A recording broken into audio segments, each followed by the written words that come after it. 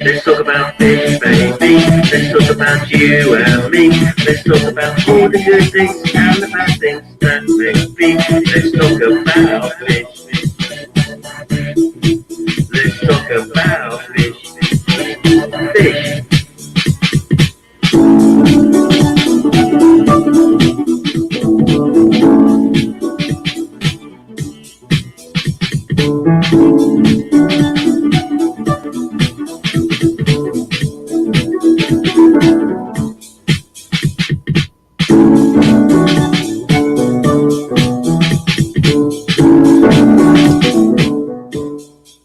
Let's talk about fish, baby. Let's talk about you and me. Let's talk about all the good things and the bad things that may be. Let's talk about fish. Well, let's talk about fish. Hello. Nice to see everybody here. We got a gang in already. Let's see if I can get my YouTube channel up here so we can see who's here and be able to make appropriate operations. Sure enough. Let's see. Let me go back to the beginning. I think Naresh was the first one here this morning. Good morning, Naresh. Jenny Lynn. Hello, Jenny Lynn. Glassbox Fox is here. And Marky 0306. Welcome. I see Fatherfish talking to people this morning. Canisteo Valley. Canisteo Valley's got a great story this morning. He has been saving salamanders from extinction, or at least from getting smashed by cars on the road. And has a pond on his farm where they are currently spawning. So that's pretty exciting stuff. Let's see. Let me get back over here. I think I can go. Yes. Who else? Glassbox Fox. I think. Alexander. Good morning. Roman Sharrock. Hello, Roman. Nice to see you. James Handy. Tam Shepard. Jean Campbell. The anti-NWO fish is among us. Welcome. Joshua Miller. Hello, Joshua. So, Canisteo has a question. We're going to jump right into it here. When the live begins, never mind. When live begins, concerning my chosen dirt, I have the bagged Miracle Grow Garden soil. I want to mix in my peat. It has fertilizer in it already. Is it safe to use? Yes, it is safe to use. It'll be fine. The issue with fertilizer is quantity. If it's a small amount, it's not going to affect anything. If it's a lot, it could blow the whole thing up. It's a very active ingredient. So use sparingly, it's fine. Such as is in the case with these prepared soils, not a problem at all. Tam Shepard, Mermaid's Chorus. Hello, Mermaid's Chorus. Now, how did I get lost already? There we go. Mislav Glocka. Hello, Mislav. David Piper. Chevy Fish. Hi, Chevy Fish. Andrew Todd. Good morning, Andrew. Marky 0306. Excuse me if I repeat myself. I have short-term memory loss, I think. Oh, Exhibit Yum. Hello, Exhibit Yum. Is that it? Am I down to the bottom? P&J Cole. Yes, I am. Tommy Denda. Good morning, Tommy. How are you? Almost chopping things through your substrate. Goodness sakes, you are taking a while to do this, aren't you? Well, that's nice. Taking your time and doing it right. Good job, Tommy. J-Dog says Miracle Grow is some potent stuff. I use it to grow my peppers, and I only use a bag a year. Yeah, it's fertilizers are strong. I blew a tank up once with excess fertilizers. It just went rumph and became foul and stayed that way for weeks. Wendy 70-ish. Hello, dear Wendy. Nate Hendrickson. Hello, Nate. Jordan Fish Tanks. Hi, Jordan Fish Tanks. And Tisha is here. Good morning, Tisha. Nice to see you, my dear. We have 36 watching and 19 thumbs up. So it is time to ring the bell. Now, this is the sand bell, but it also counts for thumbs up and thumbs down. So we have 19 plus 19 is 38. Only half. Only half. Jump to it there, folks. 21. Click on the thumbs up, please. 23. Coming right up in the world. Tommy Denda. I have neuropathy and no car, so it takes some time to get around. Oh, I know about neuropathy, Tommy. I've got neuropathy in both of my feet. In fact, I'm going in for my first therapy session this morning to try to get some of the fluids moving in my legs. I've been having trouble with cramping and soreness and whatnot, so wish me well with that. And then this afternoon, I'm going back out collecting again. I tried to bag up those fish yesterday and ran short, and so I gotta get right on it and get some more of the Elisoma evergladi, the little pygmy sunfish, which are such a cute little fish. And I thought I had plenty until I went to try to find them, and they are gone. I have some golden top minnows in that tank, and they're a little big, and I think they did them in, so I've got to deal with that issue. But I'm going to make sure that whatever I catch gets shipped out right away. So, who else? Nate Hendrickson. Hi, Nate. Fishing Tank Dicks. Good morning, fishing. And all the other gorgeous shoalers. Yes, indeed.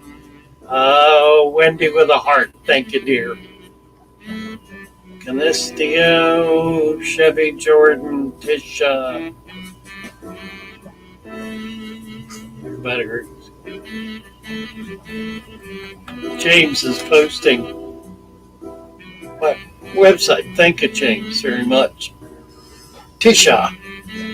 Removed some garden towels in the backyard last week, dug some of the sand out, and we'll dig more out. Cannot wait to fill it with compost and plants. You are going to have a beautiful yard, and you do have an absolutely exquisite tank, Tisha. You've done a beautiful job on that. Very, very impressive. James Handy and Red's Fish. Red's Fish, here we go. What veggies can I give my red-eye tetras so maybe they won't eat my plants? Do I blanch them? Can I just push them down into substrate when they are done? The veggies, that is. Well, you do the fish too, actually. I'm glad you asked, Red's Fish. We had a delightful little conversation, was it yesterday, about table scraps. Vegetable, mind you, vegetable table scraps. Gee whiz, zucchini is a favorite because it's firm and yet easy for the fish to nibble on. Most fish have teeth, so they can scrape it. That works well. Lettuce works well. I was thinking celery and said lettuce. Celery does not work real well, although it's okay. Any vegetable will do. And yes, when they're finished playing with it, you can push it down under the into the substrate. In point of fact, yesterday we were talking about just that, talking about using table scraps, vegetable table scraps, as a nutritional base for the substrate. So yeah, that, you know what, this music is bothering me. I don't know if it's bothering anybody else. Maybe if I just cut it down a little more.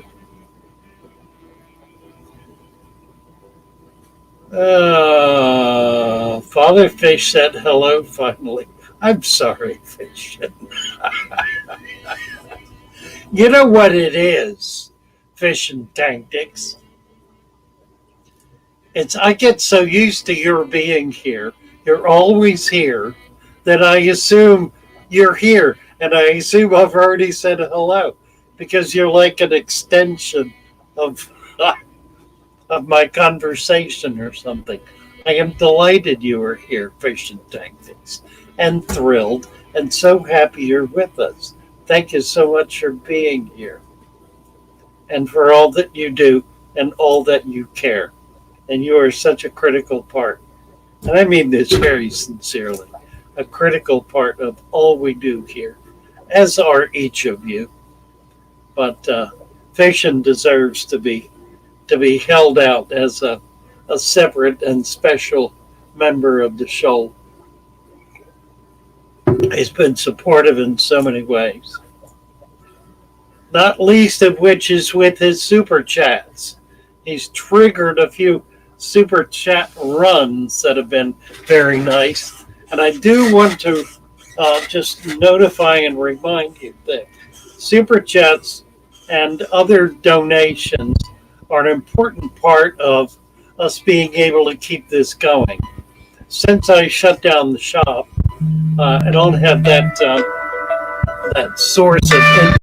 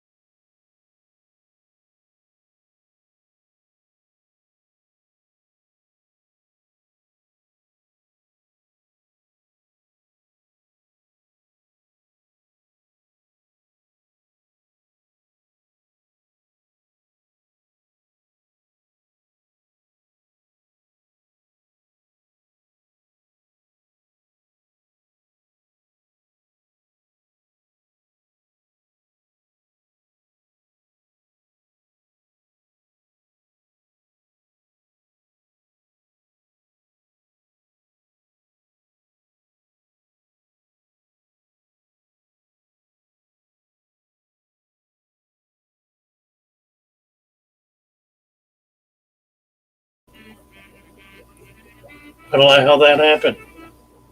Oh, thank you. Will answer myself. Yeah, probably.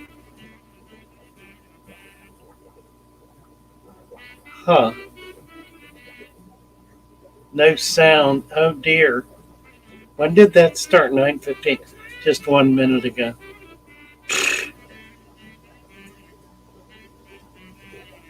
Huh. Oh, it started before that. 14. Wow. Gee whiz. I wonder when the sound went out. Way back. My word. Oh, when I cut the sound down, that's when it happened. Son of a gun. Um, can you hear me now? Can you hear me now? Can you hear me now? Let's see. We get to the bottom. Sound good now. Good. Started with a phone call. I think it started when I turned the volume down on the music. Is the dirted tank method ideal for a single bed of tank? Nate says, yes, it is. Yeah, it's really ideal. I am sorry about the sound thing. Thank you for 100 people mentioned it, and it took me that long.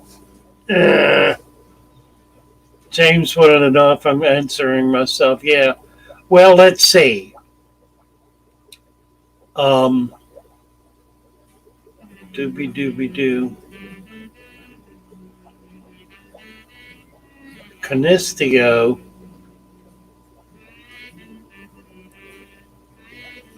So you didn't hear any of the conversations. Son of a gun.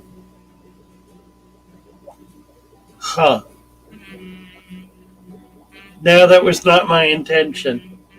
In fact, I was talking to there's a gentleman who wanted to know about the shop and told him he was talking to a whole lot of people.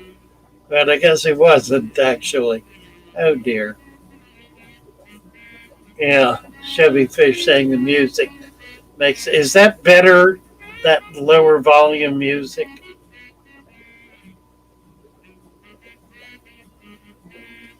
All right, let's get past all the chatter about no audio. And there was plenty of that, wasn't there? It's a good thing you guys have yourselves to entertain each other.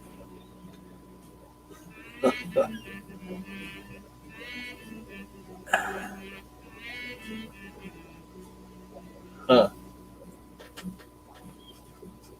Nate Hendrick has a super chat. There he is. Nate Hendrickson. Thank you, Nate, very much. A super sticker for $5. Thank you very, very much. Sounds like lift music. Yeah, it is kind of. It's, I don't know what it's called. I could look. If I mess something up again. Well, it's the Jazz and Bossa collection.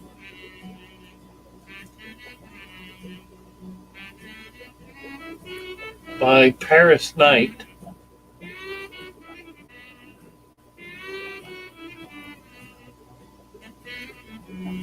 And I think it should be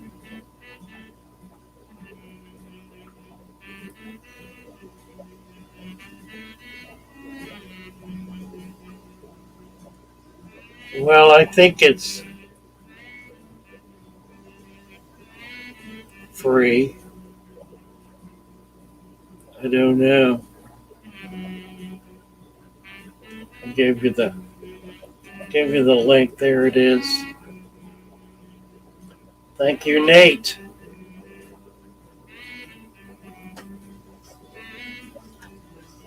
Oh dear. All right, getting back. Yeah, Chevy says background music is heard while you're talking. Gene likes the sound, the music. I do too. If it's lower, it's better. It was a little too loud. The sound of the music and the bubbles, Tommy says. Yeah, there is bubble sound too, isn't there? Where do you buy your shirts? Um, Mostly I get them at Goodwill, actually. I pay about $4 a piece. We have a kind of an upscale Goodwill that has pretty good quality clothing, and that's mostly where I get them.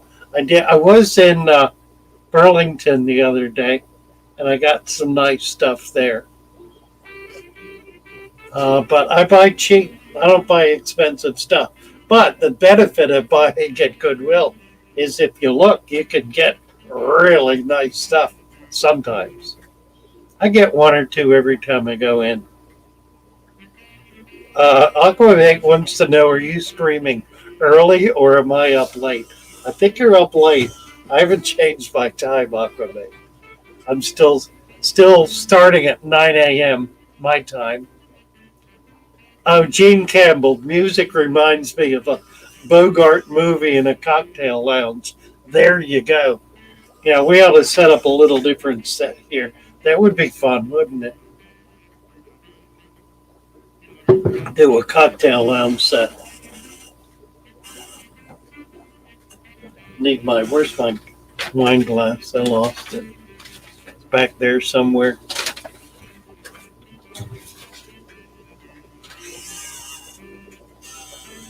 That and a cigar, a stogie. Haven't smoked a cigar in, Lord, how long? Been a while. Maybe 5 years. About. Mick Gardner is here. Hello, Mick. Let's see. Aquamates, we just had daylight savings kick in. Gets confusing. But I normally miss you. Well, welcome. Chevy Fish. Hi, Duco. Hello, Duco. The fish in the top right tank seems a little big. Well, yeah, it is. And there are 4 of them in there. Those are sirens. They're a native Florida salamander. Had a question, Duco, at 1521. 21. Duco. My stir-by cories are turning pale. One died a week ago, and now another one is in bad condition. Do you know anything about this? Well, a little complicated. I'll tell you what to do, Duco. Go on to Discord. You'll find the link. Somebody will post the link here in a minute. Chevy probably will post it. Go on to Discord. There are a couple of people there, including Stephen, the biologist, who will be able to look into that in depth with you and figure out what's going on. Probably it's water quality. With cories, it's almost always water quality. So it'd be short of getting into exactly what you've got them in. That would be my best advice is get on over to Discord. Excuse me, if you're not signed up there, just show up and somebody will get you in, so you'll be able to post pictures and talk to some folks about it. And I'll be there as well. I'm in and out of there all day. So it'll be fun to follow up on that there. Tommy Denda, what is green sand and what does it do if you use it in your substrate? It's a mineralized sand. It's actually a fossil sand. There are very few places in the world where you can find it. Don't know where it exists in Europe, where there's a strata, but I'm sure there is one. There's a major strata in New Jersey here in the States, and it is mined and sold as green sand. It has some other names too.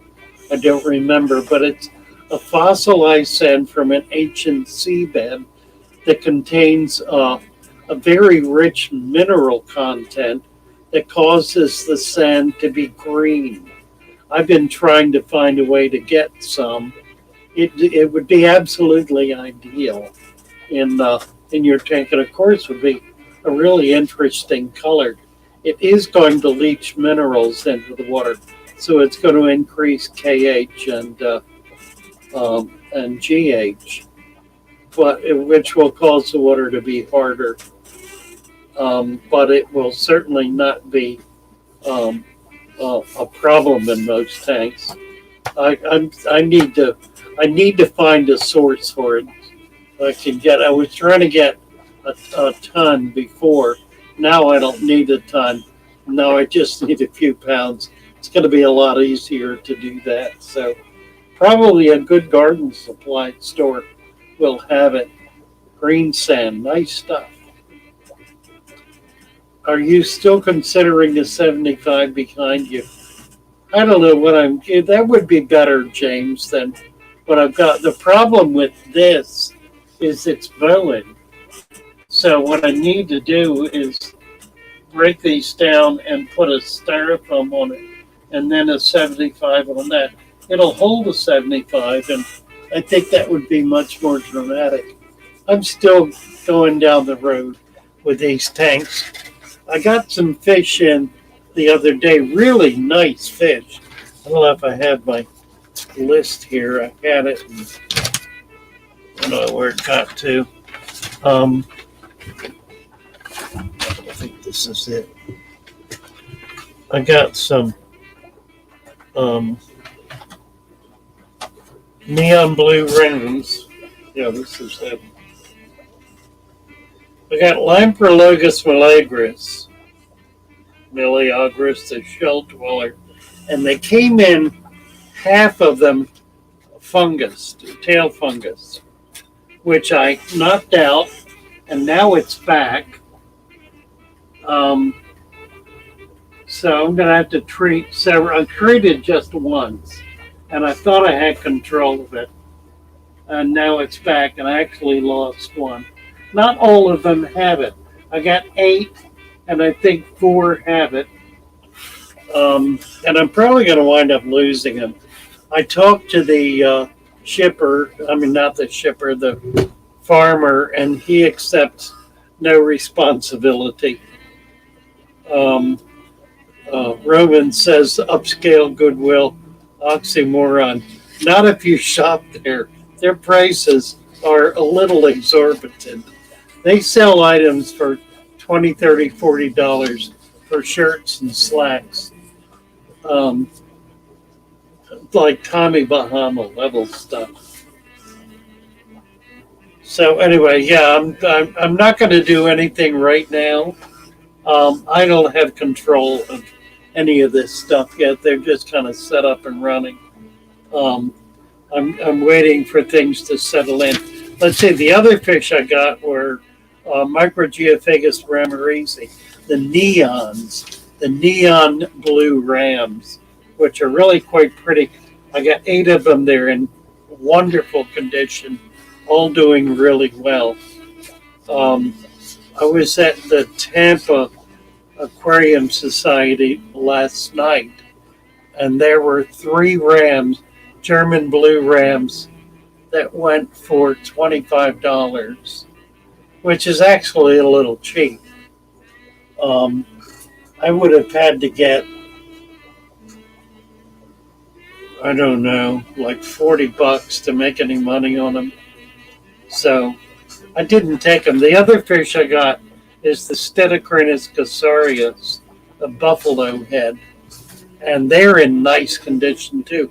They're bigger. They're really mature. The males are like 2.5 inches. But I think I'm going to have to separate them out. The males fight.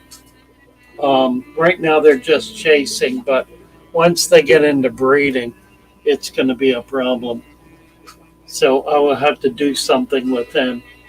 Anyway, Duco, I don't know what to tell you about your quarries. Water changes. Feed. Try to feed worms like frozen bloodworm, blackworm. Blackworm's ideal if you can get it.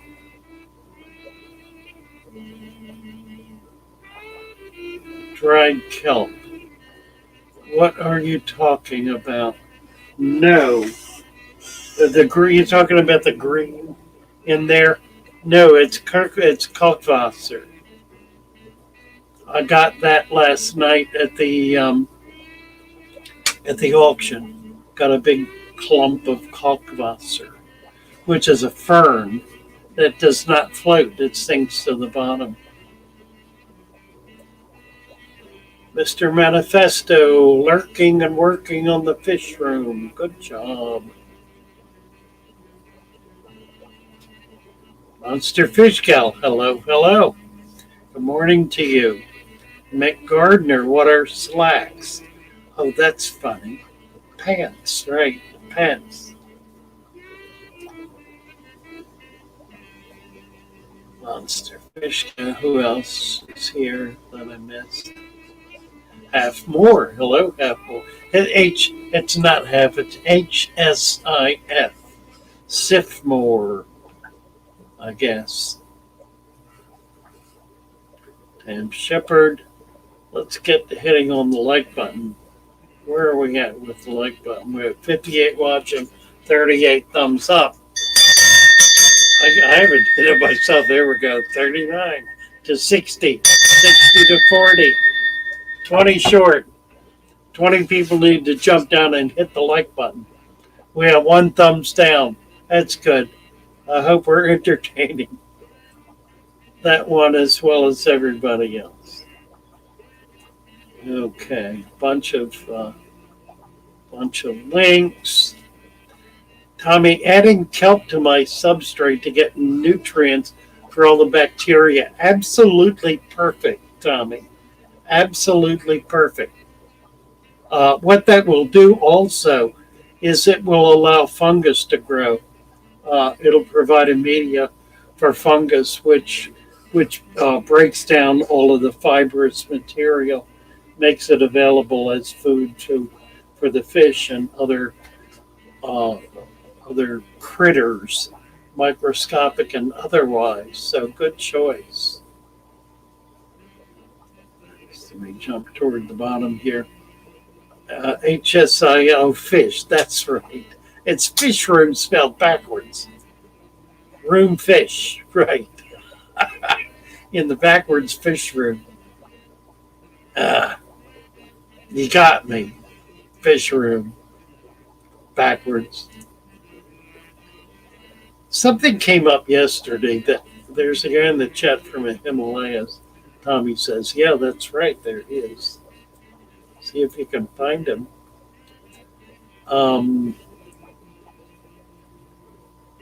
Let's see. Howard Van Tassel. Good morning, Howard. How are you? Raven Thomas.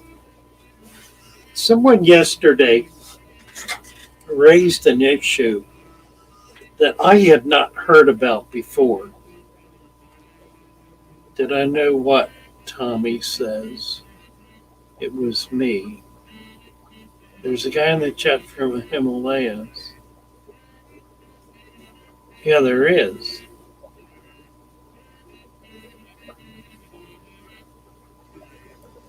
And I think he's here.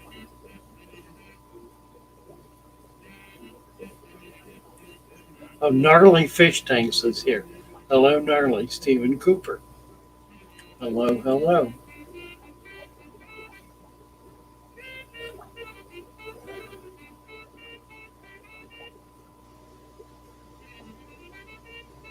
Paul C. Hi, Paul C. I'm scrolling back a little. Anyway, somebody raised an issue yesterday. Mick Gardner wants to know if you can make a resurrection jar from seawater. Absolutely. And that would be really very cool. Yeah, absolutely. You can make one from seawater. Tam Shepard, send me tracking information for the supplements. I received everything but. Um,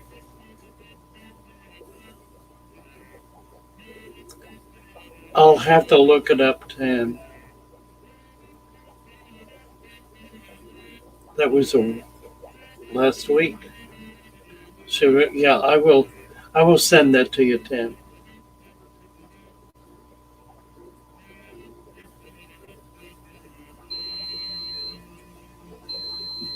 Anyway, um, the issue that came up had to do with a resurrection jar, in which someone said that in their state, as well as some others, it would be illegal to do that because it would be illegal to actually remove water from a body of water and take it somewhere else. And I got to thinking about that. I have no doubt but that there is such a law. And it's a perfect example of the state deflecting from its own practices and blaming the general public, the people, on a problem they, the state, and or major industry have created. In the case that was raised, the poster claimed it had to do with zebra mussel clams. Someone taking a bucket of water out of a pond or lake or stream or whatever and taking it home is not going to transfer zebra mussels. One person doing that one time is not going to create the kind of environmental disaster or the kind of transfer of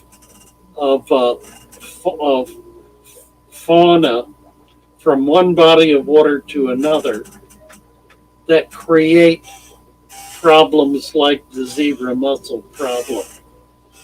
In other words, simply taking one spat of a clam out of one body of water and putting it in another body of water does not suddenly infect that entire other body of water. It's the vast volumes of water that are taken out and moved to other places by the government and by major industry that are the cause of the problem. And all these laws do is deflect from enforcing that law on their practices and rather imposing stringent rules and regulations on a component of the system that could not possibly be the cause of the problem. The cause of the problem is not me taking a glass of water or a little jar of water out and looking at it and then it winding up somehow in the municipal waste system. That's not the cause of the problem. The cause of the problem is the billions of gallons of water that are used by municipalities and industry that are taken indiscriminately from one body of water and put in another body of water in the process of whatever it is they're doing. And they've created these laws to deflect from paying attention to those practices. It is a perfect example of laws that exist for the purpose of protecting the lawless while providing intense and vicious subjugation on people who really are not in any significant way a cause of the problem. Government exempts itself from all of its laws. There need to be, in the process of writing any regulation, there need to be enforcement policies on the body that creates the law first and foremost. The legislature, the Congress, the judicial, the executive branches of government need to be held responsible for every law they create. Primarily responsible. The first enforcement must be on government. Now, this is on government by government, so there's the issue. So creating opportunities for the common man, for you and me, for the people to enforce the laws on the government is an avenue we have not examined. And it's one we very much need to. We need to hold government liable for the same laws that we are held liable for. And the failure to do that is the source of the corruption that we're experiencing. So it is fundamental and it is critical. And if we're going to move forward as a society, we must do this. We must end the specter of government tyranny by virtue of imposing regulatory policies and laws that do not apply to government itself. That's wrong. That's fundamentally wrong. And that must be corrected if we are to be a free society. So, end of rant. I did want to get into that. Mick Gardner, illegal in this country. Where are you, Mick? Not even allowed to take a plant from nature. That is fundamentally outrageous. And yet I will guarantee you, if you investigated policies and procedures and practices of relevant government agencies, you would find it going on in wholesale measure. No question about it.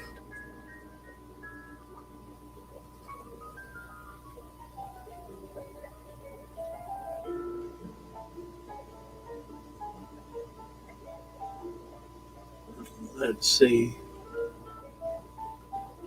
The bird dude.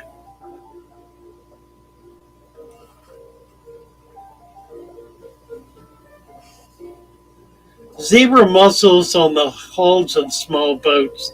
The only fix for that then is to not put boats in the water,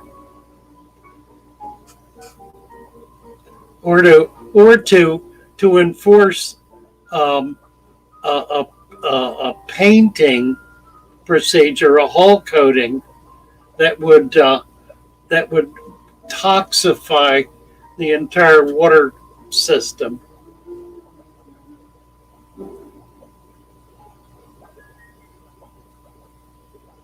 Atkins Nature. I started out my first saltwater tank. It's going to be fish only with some macroalgae. I'm going to get a citron goby when I'm done with the cycle. That'll be great fun. Saltwater tanks are great fun. I need to have a saltwater tank here. I got to figure out how to do it and what to do. I got to do something. Coffee. It's more about the destruction of habitat in the UK. All wildlife is protected, and most near water habitats, freshwater banks. Let's face it, how many take a bucket but leave bottles or rubbish? Jason C. In a national park, it's illegal to take even one stone or a pine cone. An ex of mine almost got a ticket for picking up a pine cone at Mount Rushmore. Mick, did you tell us where you're from?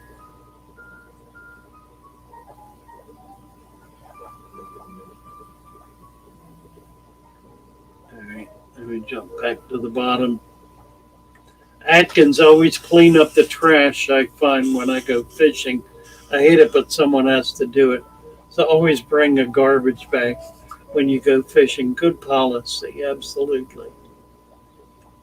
Coffee, always more people throwing trash than those collecting. It's a plague. Yeah, and I think it's just part of the whole process of too many people being too like government being allowed to get away with stuff that little people can't get away with, and it's an act of resentment. I think trashing is an act of resentment by immature, benighted people, but nevertheless, not to excuse it in any way. Certainly don't mean to do that.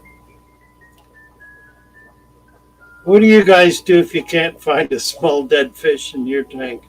Well, that's a curious question. Be thankful? I don't know.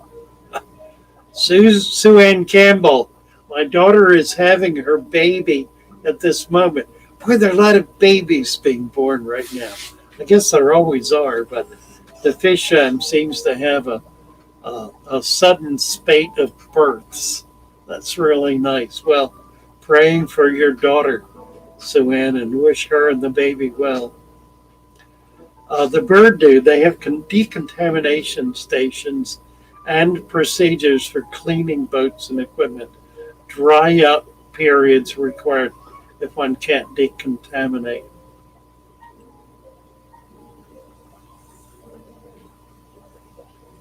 Let's see. Christina Whitaker. Hello, Christina. Aquafirm. Hello, Papa Fish. How are you doing this fine day? I'm doing good. Thank you very much. It's a girl. Her name will be Oakley May. Oakley May. My. Why not Wyoming? Hello. David Piper. Take care, David. Nice to have you with us. Yeah, J-Dog, a lot of people were in quarantine 9 months ago. Yeah, amen to that. Scott's Aquatics. Color guppies, I assume my snails ate my dead fish. Okay, now I understand the ages of the question. One of the things that's interesting about fish dying in a tank is that as soon as they die, they become fair game for everything else in the tank. And everything else in the tank will take little hunks out of them. The eyes will go first, and then the belly and the gut, and within short order it'll be a skeleton, and that too will disappear. They just don't last long, and the littler they are, the more they're just completely consumed. Snails did, but fish did too, I'm sure, color guppies. Exhibit Yum. I have an established freshwater tank I'd like to add sand to. Does the type of sand matter? I saw one called Carib Sea Ocean Direct, I guess, for example. The kind of sea doesn't. Just make sure it does not contain nutrients. If it's plain sand, washed sand, it'll be fine.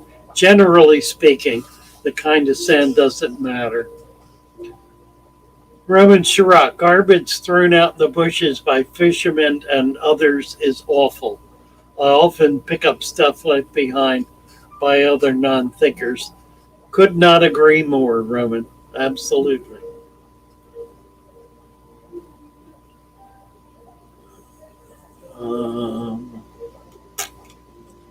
The anti-NWO fish, sometimes fish don't even wait until they're dead before they start nibbling. Yeah, true enough.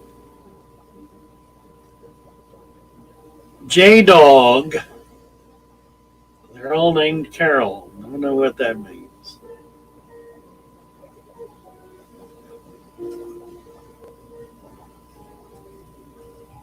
Crayfish are great scavengers. They certainly are. Crayfish are also great plant eaters. And that's really their primary food is plant material. If you have plants in a tank with crayfish, you're not going to have the plants long. They're pretty rough on plants.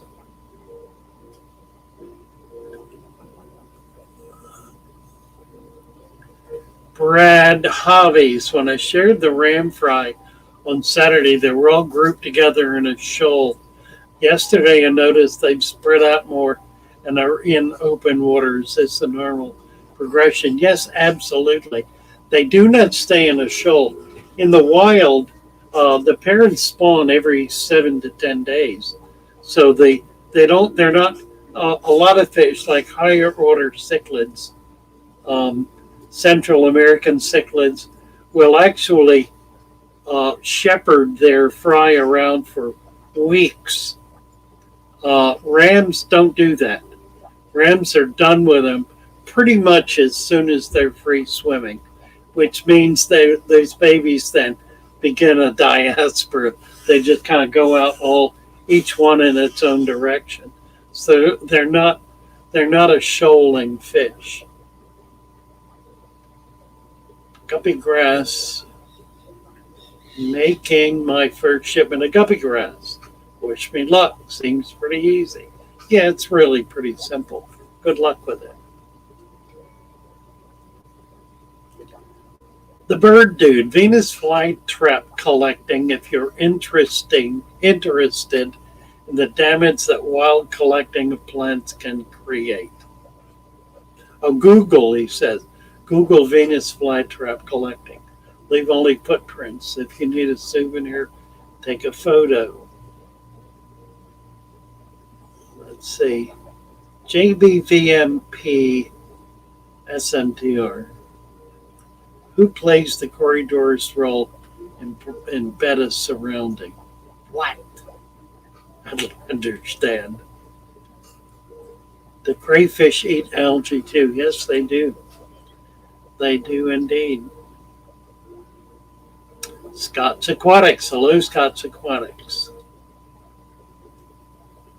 Tam Shepard lost another new ram last night. Oh, sad Tam. I'm sure you got your temperature up. Try to keep the pH up. What do I think was the cause? What does she think was the cause? Brad's asking. Brad, I have a beautiful red maple in my front yard that he wanted to share with Tam. She was showing a picture of a red bud on Discord the other day that's just starting to bloom. Beautiful, beautiful tree. We've got some pretty trees down here that are just starting to pop out flowers as well.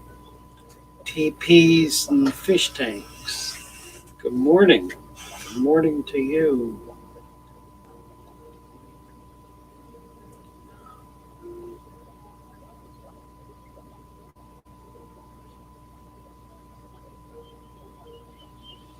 So I guess I'm gonna Deborah, have you ever kept a clam? Do they make good addition to a tank?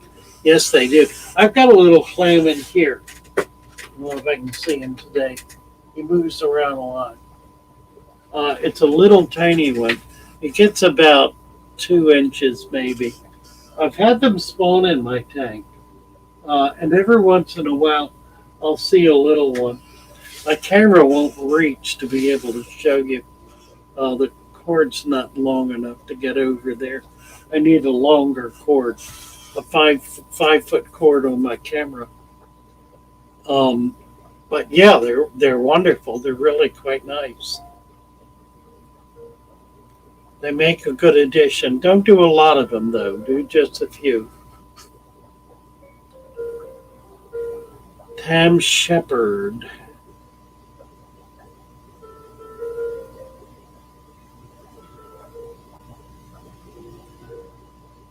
Don't know what we're referring to.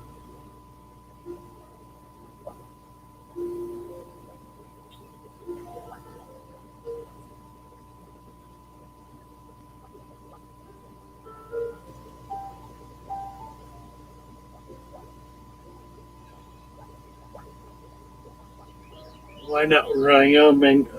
Really would love to know what you think of my setup.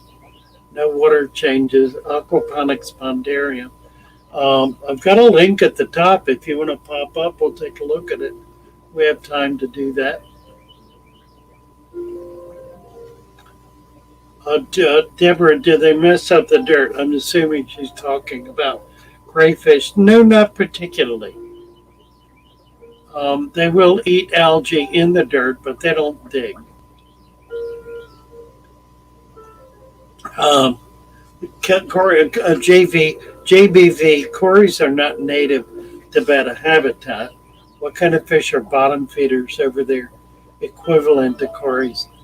Well, they're catfish, not Sino, catfish. There are not a lot of them that are brought in, though.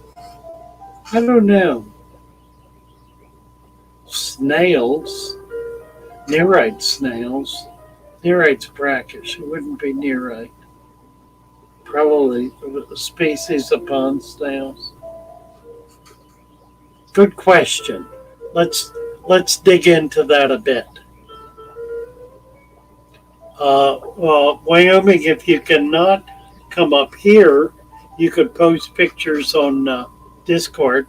I'll be able to look them there, and we'll have a bunch of people will be able to see that. But you're more than welcome to click on the link and come up now. Or anyone else that would like to. I haven't extended an invitation, but I did post the link. Whenever the link is up, you may feel free to use it. I'll bring you up. I tend not to keep people up for just to kind of hang out, but it is a way to be able to exhibit some of the things we're talking about. So it's really quite helpful to be able to do that.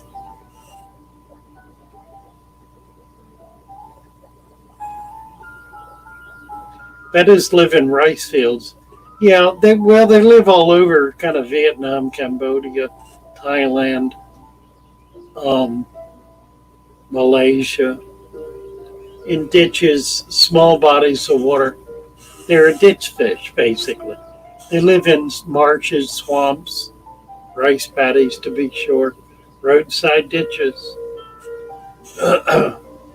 Small bodies of permanent water. Here he is. There's Wyoming. Well, hello. How are you? Hello. Good morning. Thanks. Nice. This is an honor to finally talk to you person to person. Been following you for a while, sir. I know you have. Nice to meet you. What's your name? My name is James. James.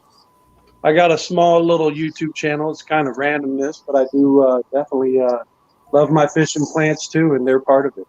And this is something I really haven't seen anywhere. So I started sharing on my channel, and nice. I was really reluctant to wanting to share with a lot of other people because, a lot of people are they snarl at the no water change systems. So, we don't, as you're well aware. When I found you, you were just, a blessing to me to have someone that has those years of experience versus my little bit of time to where somebody would like to use that as a pressure point to argue something. You know what I mean, sir? I know exactly what you mean. So I'm going to go ahead and flip it around and let you get a chance to enjoy. And she is dirty right at this moment. I'm in the middle of editing a video and cleaning her up right now. And nice. So here we go. How do we flip it around on this? There's a gearbox, two little buttons on the bottom. This is all new to me. Yeah.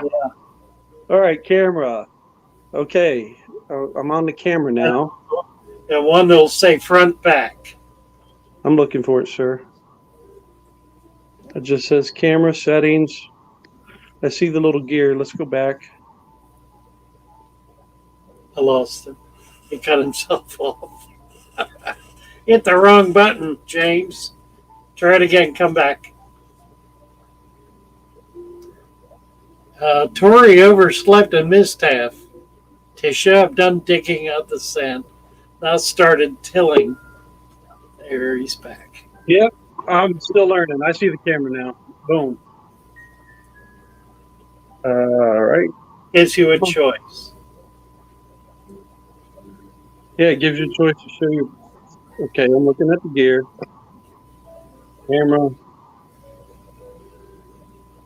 I'm just going to flip the camera around. That's good. Yeah, just do that. Yeah.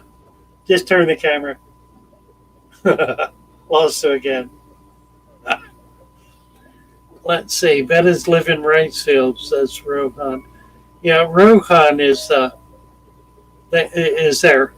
our mountain climber. Rohan lives in the Himalayas. Tommy was asking earlier. Fatherfish, this is my first time ever doing a live. I'm sorry. Right. Not a problem. Okay, well, here's my aquaponics pondarium. Yes. Right? And this is in my living room. Wow. This is an inverted aquarium on top of a 150-gallon stock tank. And as you see, the plants are on top in a natural gutter system. I'm going to go ahead and go on up to it. Oh, my. Oh, my. This is Sarah. She's 13 inches long. I've grown her out since she was a fry. Look at that. She was a 19-cent fish, feeder fish. And I've got Fancy, I've got Orandas, I've got Ryukin, Black Horn. Gorgeous. Nice. And Nice. this has been set up for over a year and 0 water changes. All I do is add water. That's upside down, isn't it? Yes, sir. This is an inverted aquarium on top in the middle. Oh, how glorious. Do you know I had one set up in front of my store once, and I had a veterinarian came in angry with me. He said, "How dare you? Those poor fish swimming up in there cannot get any air." Of course not. And I just look at that. Oh, that's a variegated, very pretty. Isn't it wonderful how they just go absolutely nuts? I'm just showing the gutter system right now with all my plants. Okay. Got a little moss there. And this is how I got it. This is how I have it set up. My goodness. Pretty fancy. Oh, I love it. And yeah, she's been running for over a year, non-stop, 0 How water do you changes. keep the water level up? You have auto top off, or No, I just I fill up these milk jugs, and I just top it off with about a gallon every day. okay? Depending on evaporation, because of where I'm at. You know, Wyoming's pretty dry, so. Yeah. And I definitely have quite a few plants that suck it up. So You certainly do. That is wonderful. I love it, James. But my gutter system is practically there's no clay pellets in it. It's not really an aquaponics. It's more hydroponics or deep water culture, if you know what I'm talking about. Yeah, right. And I started out with, honestly, a variety of different plants up here. I mean, we're talking red prayer plant, green prayer plants, and all that. And having to learn with the temperatures that my wife likes to keep the house, certain plants need those higher above temperatures. But I found out, like everybody knows, the Pothos is the #1 winner when it comes to having in a fish tank. Yeah, no question about that. But my philodendron here, I'm not sure if you're familiar with these. This, I'm shocked, it has come back this year. And I do have a silver Pothos here. And she took a little bit of a brutal beating, but, she's coming back. I've got a lemon lime philodendron right here, and one that's really close, but it's a Pothos, is a neon Pothos right here. I have an ivy I ended up saving from one of my other fish tanks. I have a guppy fish tank. If you want to see that one too, I got an inverted tank on top of that. Wow. And it's kind of set up like this too, but in a smaller version. But let me, it's right here. I'll show it to you if you want. Sure. This is my guppy tank right here. And I've got a small inverted tank. This is free suspension now. Free suspension inverted tank sitting on top. You're kidding. No, sir. Honestly, I want to say YouTube's first, personally. How's it doing? And what's holding it up? I've got myself a tow strap, or you know what you would use to tighten down wood or something when you're buying it from a lumber yard or something. I got 2,000-pound test nylon that I wrapped around. I was using electrical wire cord because it had the copper in it that kept the strength, and you definitely don't want to put anything sharp on the corners of your glass. So I definitely used something small or soft, but was definitely going to hold the strength of weight coming down. So I'm using test line or strapping, nylon strapping, and also some lacing wire here. And all I did was just wrap it around all the way around, tighten it up, and then I used the lacing wire. I got a video on that too. I showed how I. Sir? That's amazing. And then here's all the guppies. You know, they're flourishing in here. Pretty guppies, yes they are. I got some nice ones too. Once again, this is a no water change system. Got it up with the Pothos up here. Once again, it's helping canceling out a lot. I use polyfill up here in a little fish net with the water pump that comes out. The polyfill just catches all the solids, and I just change it out. It's not much, you know. I bought this bag of polyfill 2 years ago, and I still got this much left. Wow. And this was 25 cents after Christmas. Nice. Yeah, you don't have to spend it, like you always said. You don't have to spend a lot to enjoy something. You just got to. Yeah, that's really true. It really is true. So that's what I got going on with this right now, and I've been hesitant to show you Father Fish because. Well, I'm delighted you did. It's you're way up there in my category when it comes to knowing about the natural setups and the no water changes and understanding it all. So yes, I do follow, although I may not talk a lot and ask questions. I listen, and sometimes something's going to come around that strikes and intrigues me to help even give an extra step to what I'm doing here in just my living room and dining room. Well, it's really impressive, James. Very creative. Thank you, sir, and I appreciate you once again for allowing me to come onto your show and share I one of my delights. I'm sure you've triggered a bunch of people here to try some new things. The inverted aquariums are really spectacular, and it's, as you've demonstrated, it's not impossible to do. No, sir, and I've had from the beginning of this, I started out with just a 20-gallon tank. All right. It was, I'm not going to get into all my personal issues on the why you get where you get. We all have our reasons. Yeah, you bet. But, once I started getting back into this, where I left out of it when I was a kid because I had myself some aquariums, and now I am who I am right now. And I needed an outlet. So my wife ended up helping me get a fish tank again. And fabulous. That wasn't enough for me. I said, I know I can do more. And this is what I wanted. And like I said, I'm power feeding my goldfish. I grow them out. My biggest one. Yeah, it's Sarah. She's a Sarasa Comet, and she's probably 13 inches long. She was 12 inches at Christmas. So. Nice. Well, thank you, James, very much. And I thank you too, Father Fish. And you guys have a good day, and God bless. Bye-bye. God bless you. Well, isn't that very, very cool? Thank you, James, so much. Let's see. Let me get back on the chat here. I stopped at a point. James Handy was saying, not sure there are any catfish in Betta's natural habitat. And I expect that's true.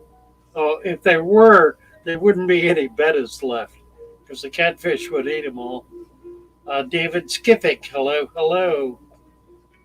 The bird dude, loaches with betta. Loaches can be aggressive. Coolie might work out. Roman Chirac crayfish will bury under rocks to make a home for their cells. Yes, they will. That's absolutely right. Tori has two bumblebee gobies. Are they safe for the betta? Don't know. Uh, my hunch is they could go after them, but a lot of things like that, you just have to try it and see how it works. Sometimes it's not the species, but the individual. Not all fish of a given species have the same personality or behaviors. There's variation among individual species. So you kind of have to try things like that out. I mean, there are some cases that obviously would not work, but for things like gobies and bettas, I don't know. Gene Campbell, my yo-yo loaches ate my female bettas. Well, there you go. Careful which type you use. Let's see, Brad.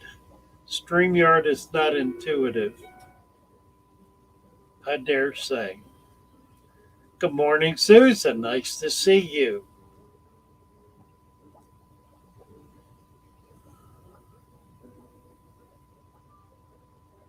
Deborah Shear. I'm glad I'm not the only one who's not computer savvy. No, I'm another one, Deborah.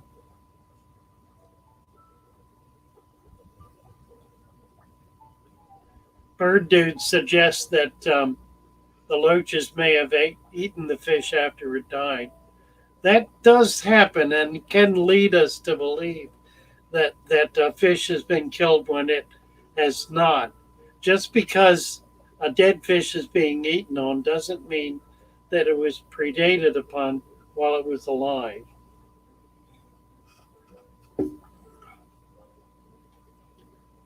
Brad, now working on a part of the back. Oh, tissue. You're welcome, James. Very nice.